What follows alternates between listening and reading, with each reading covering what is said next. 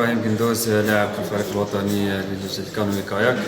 إن شاء الله اليوم كانت السباق الأول هو سباق تأهيلي، وهذه أول مشاركة للجزائر في هذه الرياضة. الحمد لله وفقنا ربي وأخذنا المركز الثاني.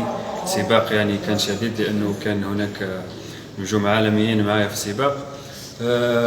إن شاء الله غدا عندنا مرحلة نصف النهائي، وإن شاء الله نهائي. نحن نعمل من أجل إن شاء الله الحصول على ميدالية كأول ميدالية بارأولمبية في هذا الاختصاص. فنطلب إن شاء الله الشعب الجزائري أنه يدعمنا في هذه المرحلة وتأهل الجزائر. كيفاش كانت تحضيراتك لهذا العام؟ التحضيرات كانت مكثفة جدا، لأنه احتككنا بكثير من الدول اللي عندهم اكسبيرينس كبيرة ياسر في هذا الاختصاص، وأخذنا وتعلمنا منهم حوايج ياسر عاونونا أنه نوصل للمستوى هذا إن شاء الله. كلمة للجمهور الجزائري.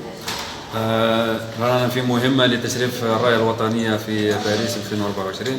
نطلب منكم الدعم والدعاء، وربي يوفقنا إن شاء الله. مدرب الفريق الوطني للكانوي كاياك، لأن أجرى اليوم السباق التأهيلي الرياضي إبراهيم قندوز في اختصاص البارا كانوي، وين احتل المركز الثاني في هذه التصفيات. كان بعيد بتوقيت قليل على المركز الأول. إذن تأهل إلى نصف النهائي الذي سيجرى إن شاء الله غدا إن شاء الله، والنهائي مباشرة بعده إن شاء الله.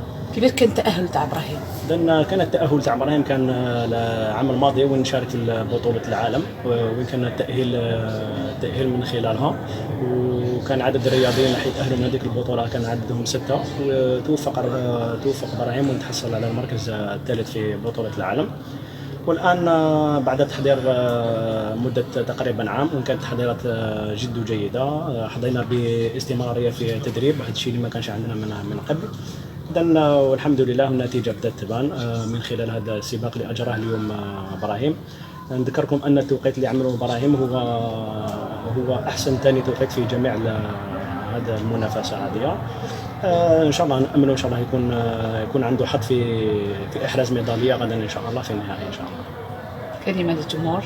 إذن إن شاء الله إحنا رانا هنا باش نفرحوا الشعب الجزائري إن شاء الله، ونهديو لهم الميدالية إن شاء الله غدا إن شاء الله في النهائي.